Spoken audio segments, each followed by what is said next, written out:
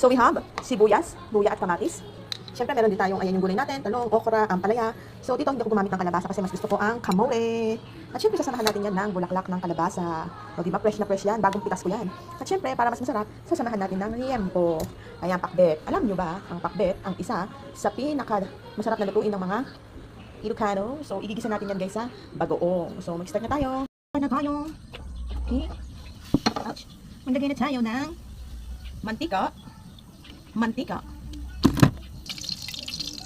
Yan, kape muna tayo habang nagluluto. Let's start. Lagay ko muna itong liempo.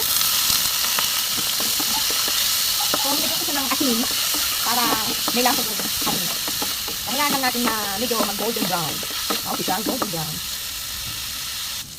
Ayan na siya guys, medyo ano na siya, golden brown. So, next natin, okay na yan, ayokong putahin kasi matigas. So, next natin ang luya,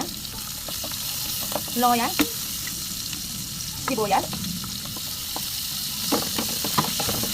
Haluhaluin lang natin. Wow. Naglagay ako ng luya kasi bagoong yung ilalagay ko. So, para malesen yung lansa na. So, kasama ko na ang kamatis. Haluin. Bali, ito yung hindi siya yung typical na pakbet na alamang yung ilalagay. Okay, kasi gusto ko yung bagoong. Parang may Ilocano version siya. So, I will try my best to make it very best. Kamote. Yan. Kasi yung kamote matamis ko eh. So, pag nadurog siya, panalo talaga siya sa lasa. So, ganyan lang. Yan, takpan lang natin. So, takpan lang natin. Antayin lang natin na bilang ako yung mga 10. 1, 2, 3, 4, 5,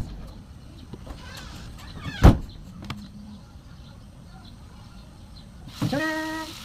Okay. So, next natin ay ilalagay natin ang bagoong. Ayan siya. Bagoong. Bagoong isda. So, 1, 2, 3, 4, 5. Ayan. So, haluin lang ulit. Then, lagyan natin ng water. Tapos, hayaan natin kumulo ng kumulo. Ayan. Hayaan lang natin siyang kumulo ng kumulo. Takpan natin at balikan natin. Check na natin. Ayan. Tingnan nyo naman, oh. Yung kamote. Yung iba, pisa-pisain lang natin para matamis siya. Yung sabaw niya matamis. Ayan. Kunti pa, guys. Tingnan natin. Sarap. Sige. Okay. So, ayan na siya. So, okay na yan. Ilagay na natin ang ampalaya. Sunod ang okra at talong. Ang bango. Kami na ang yung bagoong. Ayan siya. Takpan ulit natin.